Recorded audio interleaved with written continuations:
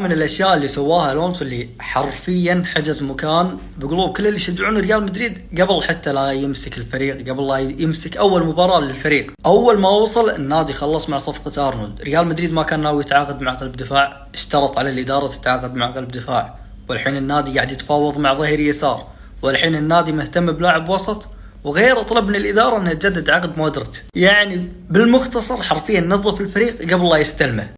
إذا هو تشابي ألونسو برافو، يعني فرض آراءه على الإدارة قبل ما يمسك الفريق، حتى عكس أنشيلوتي الذي 4 سنوات وهو ماسك الفريق، ورغم ذلك لم يستطع يعني أن يقنع الإدارة بأي لاعب.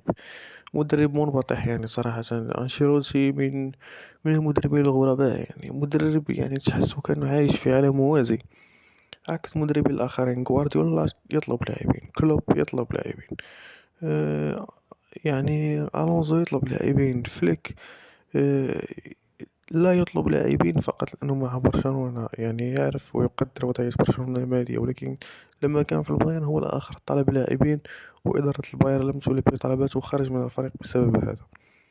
يعني للأمانة مدرب صراحة غريب، وغريب جدا، مدرب جبان.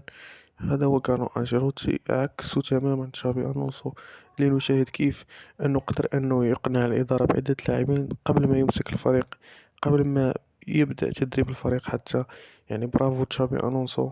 اتركونا رأيكم في التعليقات. إلى اللقاء، ونلتقي في فيديو قادم بإذن الله.